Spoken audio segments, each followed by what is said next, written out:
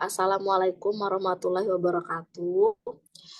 Baiklah, pada malam ini untuk mata kuliah akuntansi manajemen lanjutan akan dilanjutkan pemaparan terkait kasus Western Chemical Corporation oleh saya sendiri, Elsa. Eh, dalam hal ini, saya akan eh, memulai presentasi saya untuk pemaparan terkait Western Chemical Corporation. Tolong share screen. Hmm, Baiklah, apakah sudah tampil teman-teman share screen-nya? Sudah, Baiklah, langsung saja saya akan mulai terkait Western Chemical Corporation. Next slide. Sebelum memasuki tentang kasus Western Chemical Corporation, saya akan menjelaskan pemaparan terlebih dahulu terkait Responsibility Center atau pusat tanggung jawab. Pusat tanggung jawab merupakan organisasi yang dipimpin oleh seorang manajer yang bertanggung jawab terhadap aktivitas yang dilakukan. Pada hakikatnya, perusahaan merupakan sekumpulan pusat-pusat tanggung jawab yang masing-masing diwakili oleh sebuah kotak dalam bagian organisasi. Kemudian ada yang namanya jenis-jenis pusat pertanggungjawaban. Konsep sistem pengendalian manajemen ini membagi departemen-departemen yang ada dalam perusahaan menjadi pusat pertanggungjawaban atau responsibility centers, di mana setiap responsibility center itu diberikan wewenang untuk melakukan pengambilan keputusan dan efektivitas dari keputusan yang diambil akan dievaluasi hasil-hasil yang sudah dicapai oleh responsibility center. Nah, responsibility center itu dibagi menjadi beberapa bagian. Yang pertama ada yang namanya cost center atau bagian yang bertanggung jawab dengan biaya, kemudian revenue center, bagian yang bertanggung jawab terhadap pendapatan, kemudian ada yang namanya profit center, bagian yang bertanggung jawab terhadap laba, dan yang terakhir ada yang namanya investment center yang bertanggung jawab terhadap investasi. Kemudian selanjutnya terkait jenis-jenis responsibility center yang dimulai dengan cost center. Nah, cost center ini sendiri itu dibagi menjadi dua. Ada yang namanya engineer cost center yang merupakan hubungan antara input dan output dapat dikuantifisir, misalnya pada departemen produksi. Kemudian ada yang namanya discretionary cost center yang merupakan hubungan antara input dan output yang sulit untuk dikuantifisir atau sulit untuk ditelusuri, misalnya departemen riset dan pengembangan, departemen pemasaran, departemen akuntansi, serta departemen sumber daya manusia. Kemudian revenue center atau pusat pertanggungjawaban terkait pendapatan, di mana revenue center ini merupakan departemen yang diperlukan sebagai revenue yang bertanggung jawab terhadap pendapatan yang diperoleh dari departemen tersebut. Namun departemen tersebut juga bertanggung jawab terhadap biaya-biaya yang dikeluarkannya, misalnya departemen pemasaran dan penjualan bukan hanya bertanggung jawab terhadap pendapatan yang dihasilkan, namun juga akan bertanggung jawab terhadap biaya-biaya yang dikeluarkan oleh departemen tersebut. Kemudian next selanjutnya itu ada yang namanya terkait profit center. Profit center itu sendiri merupakan margin kontribusi berasal dari perhitungan pendapatan dikurangi biaya variabel. Nah, pendekatan ini kurang tepat dipakai untuk menilai kinerja dari manajer profit center karena masih banyak biaya di luar banyak biaya variabel yang masih dibawa kendali dari manajer yang bersangkutan. Nah, kemudian yang terakhir itu ada yang namanya investment center. Investment center itu sendiri merupakan departemen yang memiliki tanggung jawab terkait investasi. Nah, dalam investment center itu dapat ditelusuri salah satunya dengan cara return on investment atau ROI merupakan tingkat pengembalian atas investasi. Pengukuran ini ingin melihat berapa besarnya tingkat pengembalian atau return yang diperoleh terhadap investasi yang dilakukan oleh perusahaan. Kemudian ada yang namanya residual income, merupakan kelebihan keuntungan perusahaan di atas yang dipersyaratkan. Residual income yang positif berarti perusahaan dapat memperoleh laba operasi yang lebih tinggi dibandingkan dengan minimal persyaratan yang ditentukan. Kemudian ada yang namanya economy value added atau EVA, merupakan kesamaan atau memiliki konsep yang hampir sama dengan residual income, yaitu mengukur berapa kelebihan laba di atas jumlah minimal yang dihendaki perusahaan. Kemudian next selanjutnya itu terkait dengan transfer pricing. Transfer pricing itu sendiri merupakan suatu metode penentuan harga apabila terjadi penjualan antar divisi yang terdapat dalam satu perusahaan. Laba divisi diperoleh baik dari penjualan keluar perusahaan maupun penjualan antar divisi yang terdapat dalam perusahaan tersebut. Karena salah satu kegunaan dari transfer pricing adalah untuk melakukan pengukuran kinerja dari sebuah responsibility center.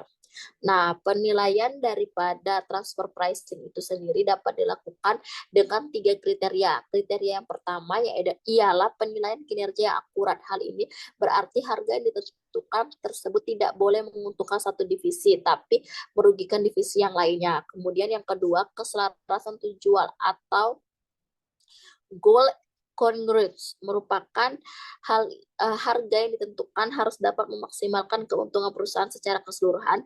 Kemudian yang terakhir, otonomi atau kebebasan merupakan divisi dalam mengambil keputusan. Hal ini berarti setiap divisi yang terlibat dalam transaksi berhak untuk memutuskan, menerima atau menolak tawaran tersebut tanpa campur tangan kantor pusat. Artinya dengan 3 kriteria tersebut harus dipenuhi sebelum melakukan yang namanya transfer pricing.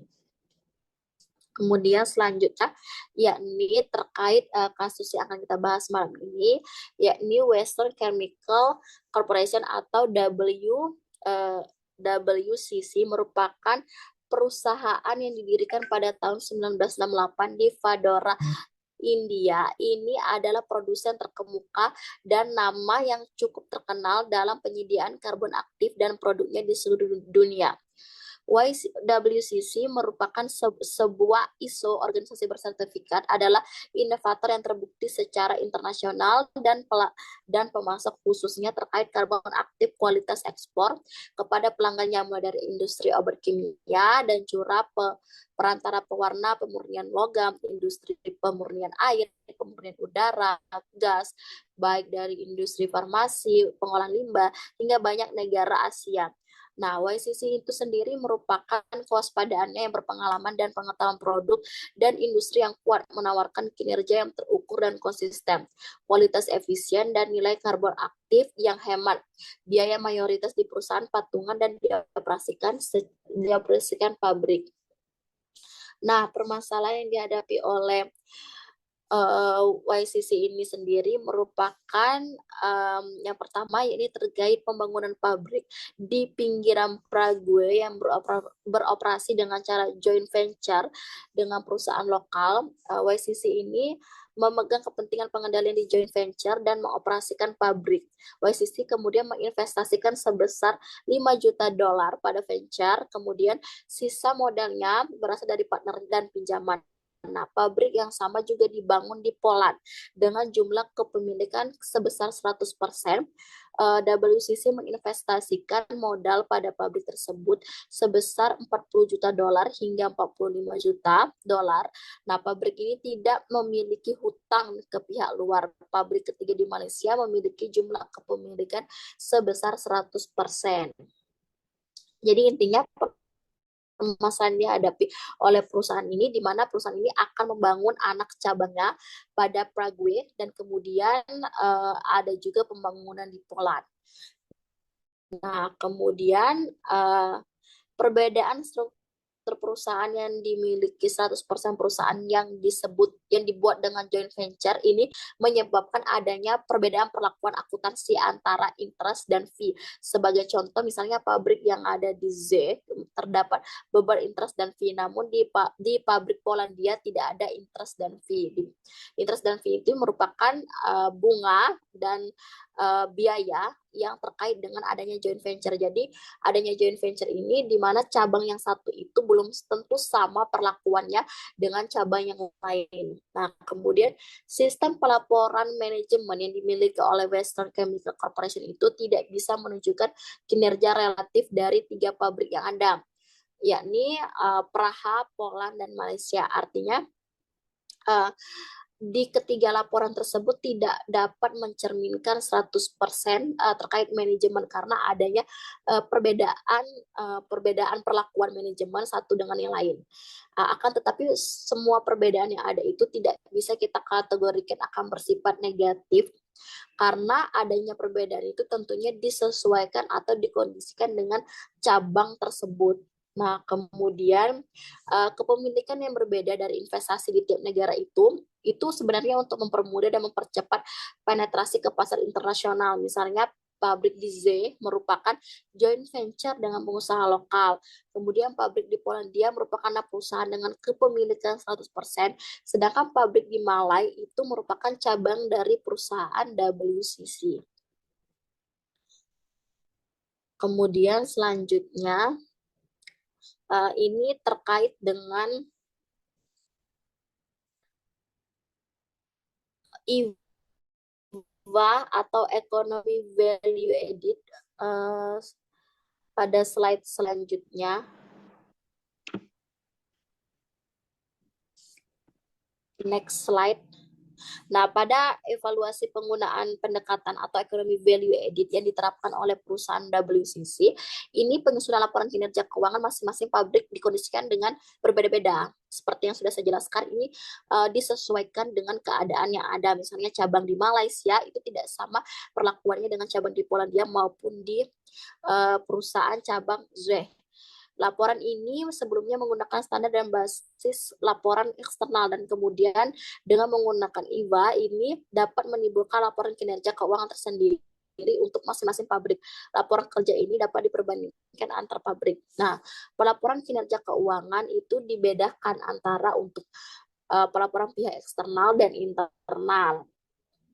Kemudian, manajemen itu harus fokus pada biaya modal yang terkait dengan pendapatan yang diperoleh pada masing-masing pabrik. Nah, misal sumber invest dari capital secara jelas. Nah, sumber invest capital itu bisa dari ekuitas internal perusahaan dan pinjaman eksternal. Nah, semakin besar invest capital yang bersumber dari pinjaman eksternal, maka semakin besar pula weighted average cost of capital atau WACC, sehingga IVA akan berkurang.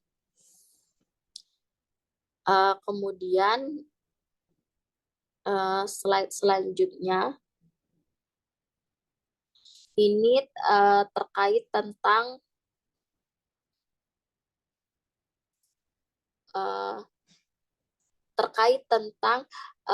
terdapat berbagai macam rasio yang digunakan untuk mengukur performa setiap divisi. Namun tidak ada rasio yang pasti yang dapat menjelaskan bagaimana performa divisi di WCC secara keseluruhan. Ini dikarenakan terdapat perbedaan struktur kepemilikan dan perbedaan modal. Nah, lebih baiknya bila performa itu dihitung dengan menggunakan beberapa rasio yang sesuai dengan setiap divisi di WCC. Penggabungan ini diharapkan dapat menjelaskan lebih mendetail tentang performa setiap divisi yang ada. Kemudian terkait manajer atau manajemen Samantha Chu itu harus menjelaskan perbedaan bentuk usaha dan struktur kepemilikan venture yang menyebabkan perbedaan kinerja pada masing-masing ventures. Pabrik di Prague itu didirikan oleh WCC dengan perusahaan lokal atau bersifat joint venture dengan tujuan untuk berjualan atau menghasilkan keuntungan. Nah, dengan kerjasama ini, maka laba atau rugi atas pabrik yang dibangun di Prague itu ditanggung bersama-sama sesuai dengan kesepakatan daripada joint venture. Seperti yang kita ketahui, untuk membuat joint ventures itu adanya perjanjian antara satu belah pihak dengan pihak lainnya yang harus dipatuhi sesuai dengan perjanjian yang berlaku. Nah, untuk pabrik di Malaysia sendiri itu dibangun dengan tujuan untuk mendukung kapasitas produksi, bukan untuk berjualan saja. Jadi, setiap pabrik yang didirikan oleh WCC itu memiliki tujuan yang berbeda satu dengan yang lainnya, sehingga pabrik ini tidak memiliki keuntungan sendiri. Nah, perbaikan terhadap pelaporan kinerja keuangan masing-masing pabrik, di mana ke depannya diharapkan pelaporan keuangan untuk pihak internal dan eksternal pabrik akan dibuat oleh akuntan yang lebih valid. Jadi dapat disinkronkan satu dengan yang lain, akan tetapi tetap memperhatikan kondisi daripada pabrik dari cabang-cabang berbeda tadi. Baiklah teman-teman, demikian pemaparan dari saya terkait kasus malam ini, yakni Western Chemical Corporation. Apabila ada pertanyaan maupun hal-hal untuk didiskusikan, saya persilahkan. Izin bertanya, Saudari Elsa. Oh ya, boleh Saudari Intan. Izin saya bertanya, Saudari Elsa. Iya, silakan. Apakah suara saya tidak terdengar? Ya, em, tadi kan disebutkan tentang ekonomi value added. Nah, menurut Saudari Elsa, kekuatan dan apa ya kelebihan maupun kelemahan dari implementasi EVA itu sebagai em, satu metode pengukuran performa di perusahaan Western Chemical Corporation itu gimana? Terima kasih. Baik, terima kasih atas pertanyaannya. Baik, apabila ada teman-teman yang lain ingin bertanya maupun ingin mendiskusikan, saya persilahkan. Izin bertanya.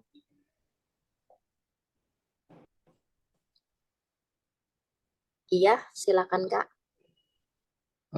Terkait dengan kasus yang terjadi di Western Chemical itu kan, di beberapa negara itu kan mereka memutuskan untuk membuka pabrik dengan kepemilikan 100% dan juga membuat kerjasama dalam bentuk joint venture dengan pengusaha lokal tersebut di negara tersebut.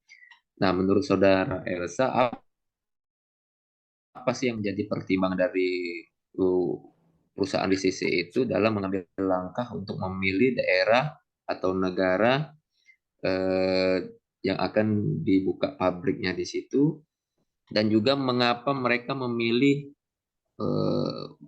memiliki 100% kepemilikan, bukan membagi membagi kepemilikan dengan pengusaha lain yang ada di negara tersebut. Demikian saja pertanyaannya, Elsa. Terima kasih. Baiklah, saya cross check dulu untuk pertanyaan dari Saudara Zuardiansyah. Pertanyaannya itu, apa faktor yang mempertimbangkan untuk membangun cabang di daerah atau negara tersebut, kemudian mengapa ada yang namanya kepemilikan 100%? Apakah begitu, Saudara Zuardiansyah, Ya, pertanyaannya? benar. Ya, seperti itu. Baik, terima kasih. Eh,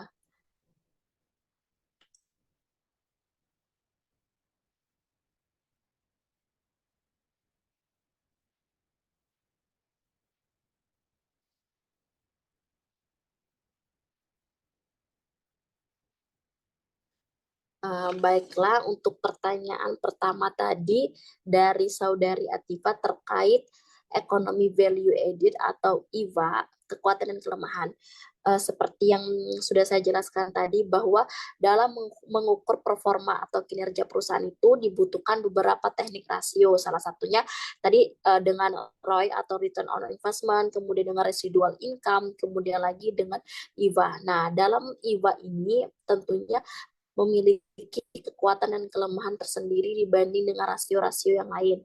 Misalnya adanya kekuatan evaluasi atas penilaian kinerja terkait konsistensi dan kinerja keuangan yang dapat diperbandingkan. Laporan kinerja keuangan masing-masing pabrik mempunyai berbagai kondisi yang berbeda. Misalnya pabrik di Praha atau Malaysia itu berbeda dengan manajemen fee yang harus dibayar ke WCC.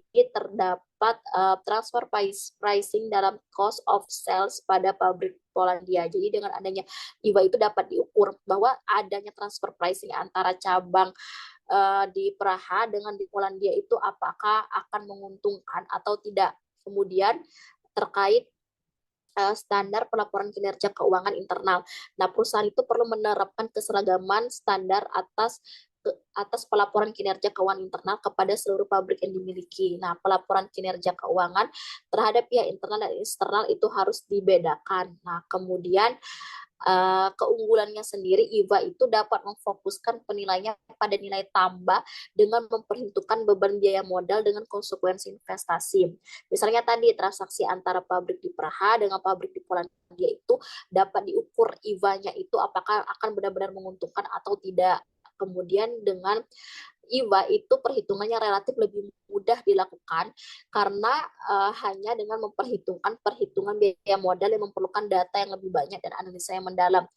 Tidak seperti misalnya return on investment tadi harus melihat berbagai kondisi seperti misalnya penurunan saham itu bisa disebabkan oleh eksternal dan internal, banyak faktor. Sedangkan kalau IVA ini hanya mengukur daripada struktur biaya modalnya. Kemudian IVA juga dapat digunakan secara mandiri tanpa memerlukan data pembanding seperti standar atau perusahaan lain, sebagaimana konsep penilaian dengan menggunakan analisis rasio. Nah, kan tetapi selain daripada kekuatan, tentunya IVA itu juga memiliki kelemahan. Kelemahannya itu sulit untuk menentukan biaya modal secara objektif. Ini itu disebabkan karena dana untuk investasi itu dapat berasal dari berbagai sumber dengan tingkat biaya modal yang berbeda dan bahkan biaya modal ada yang namanya uh,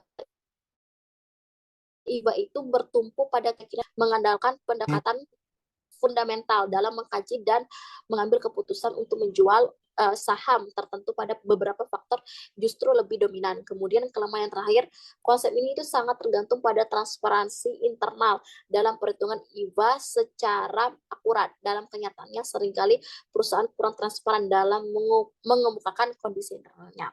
Jadi tentunya IVA itu memiliki kekuatan dan kelemahan. Oleh sebab itu perusahaan itu tidak bisa mengandalkan satu jenis tolak ukur saja, misalnya hanya menggunakan IVA seperti itu, tidak bisa. Akan lebih baiknya jika perusahaan itu menggunakan banyak faktor atau banyak rasio dalam mengukur kinerja, karena menyesuaikan juga dengan kondisi maupun analisis tentunya akan lebih mendalam jika banyaknya data yang mendukung untuk pengambilan keputusan tersebut. Baiklah, demikian jawaban dari saya. Apakah Atifa masih ada hal yang ingin didiskusikan? Terima kasih atas jawabannya, Saudari F.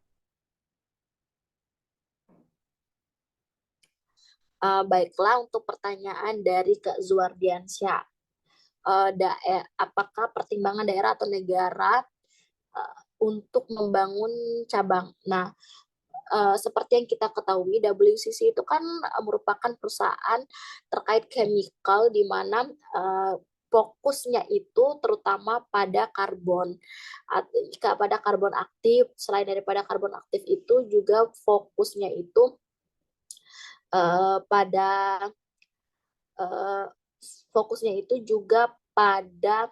terkait dengan kualitas ekspor karbon yang dapat membantu pemurnian daripada pemurnian air, gas, limbah maupun yang lainnya. Jadi Western Chemical itu memiliki suatu organisasi yang cukup kompleks karena produksi yang digunakannya itu berkaitan dengan kimia atau bahan kimia. Jadi pertimbangan yang dilakukan oleh Western Chemical Corporation dalam membangun cabang tentunya izin daripada negara tersebut. Selain daripada izin negara tersebut, juga harus mempertimbangkan terkait kondisi geografis. Misalnya pada Malaysia itu kan suhunya itu cukup relatif stabil dibandingkan dengan negara-negara seperti Eropa yang cenderung cuacanya lebih ekstrim. Nah, dengan perusahaannya tadi kan memproduksi karbon yang berurusan dengan limbah mungkin. Nah, sedangkan di Eropa itu kan cukup ekstrim cuacanya, sehingga menurut saya akan lebih sulit mendapatkan izin ke negara tersebut dikarenakan faktor geografis, terkait juga faktor daripada cuaca maupun cuaca dan iklim yang dipengaruhi daripada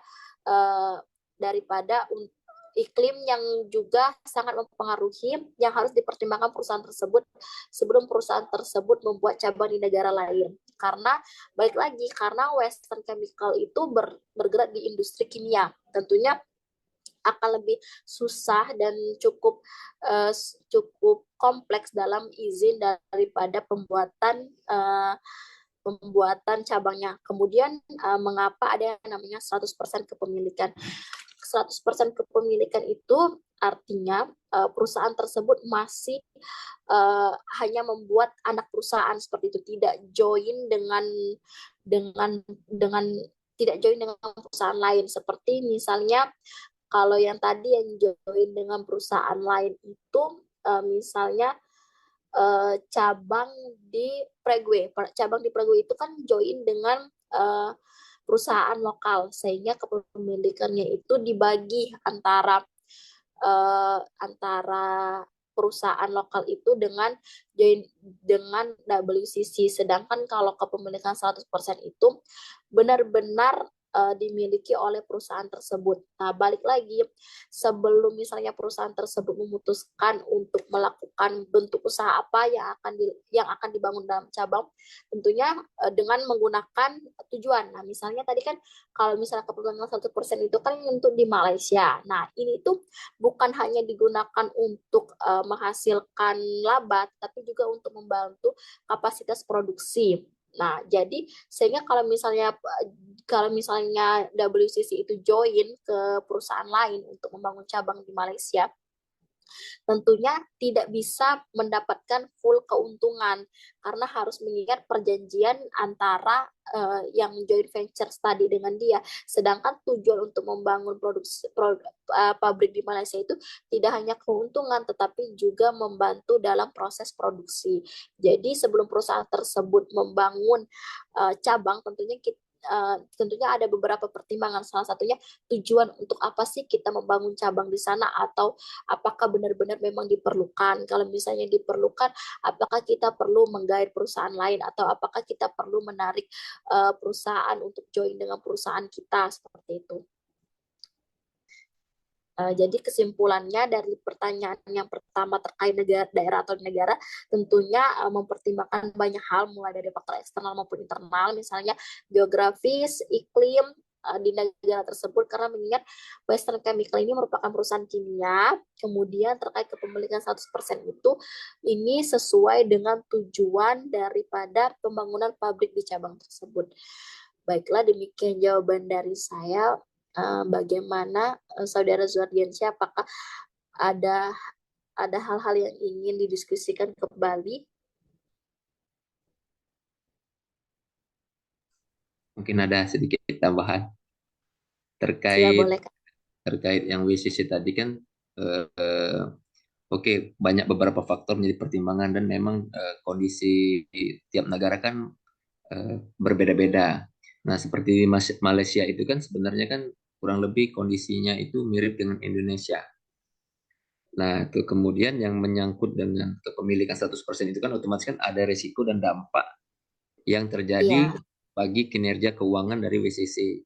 Nah, terkait dari rasio keuangan yang dipaparkan di pertanyaan Atifa tadi kan, apa resiko, salah satu resiko yang terjadi apabila mereka mengeluarkan dana investasi 100% dari perusahaan, otomatis kan nanti berpengaruh kepada cash flow. Di samping tadi kalau kita punya 100% kepemilikan, otomatis kan 100% keuntungan.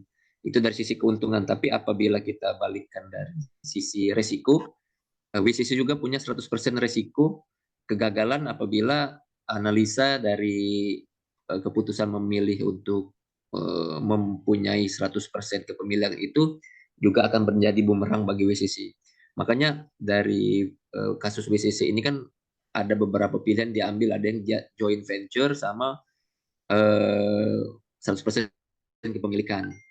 Nah, yang jadi problemnya itu kenapa dari WCC tidak melakukan seperti tadi kan anak perusahaan, atau mengambil perusahaan lokal di negara tersebut, sehingga perusahaan WCC itu akan lebih mudah beradaptasi dengan kondisi di negara tersebut. Kan banyak terjadi di pasar modal nih kan, perusahaan-perusahaan yang sudah go public ini kan banyak yang kepemilikannya itu milik luar negeri tapi dikerjakan oleh perusahaan lokal.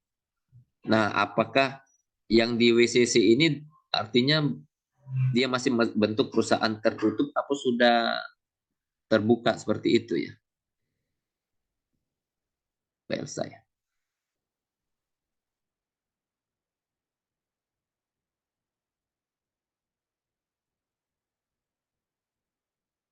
kemut Elsa suaranya. Oh, baiklah, terima kasih Kak Zuardiansyah atas tanggapannya. Saya sangat setuju karena Kak Zuardiansyah itu memaparkan bahwa terkait daripada keuntungan adanya kepemilikan 100% tentunya ada high risk atau risiko yang cukup tinggi apabila kepemilikan tersebut dimiliki 100%. Kemudian beliau juga menanggapi terkait apakah perusahaan tersebut sudah go public atau belum. Seperti itu. Apakah benar, Kak? Iya, Elsa. Kalau dari yang saya research bahwa perusahaan Western Chemical Corporation itu sudah memiliki banyak cabang dan untuk go public-nya itu WCC ini sudah di go public atau di mana sahamnya itu sudah diperdagangkan.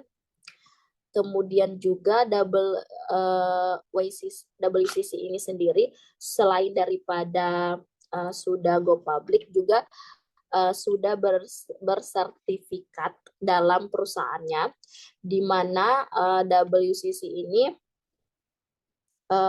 sudah merupakan perusahaan yang cukup memiliki nama di industri kimia. Selain daripada itu juga Western Chemical Corporation itu kan sudah berdiri dari sejak tahun 1968, jadi sudah tidak dilakukan lagi untuk kepercayaan masyarakat terhadap Western Chemical Corporation. Jadi kesimpulannya bahwa Western Chemical Corporation itu sendiri sudah go public. Baiklah, Kak Zuardiansyah. Oke, Elsa, terima kasih penjelasan tambahannya. Baik, baiklah teman-teman. Terima kasih atas partisipasinya, atas perhatiannya. Apabila ada kekurangan maupun kesalahan, saya minta maaf, kepada Allah saya mohon ampun. Demikianlah malam ini pemaparan terkait Western Chemical Corporation. Saya tutup.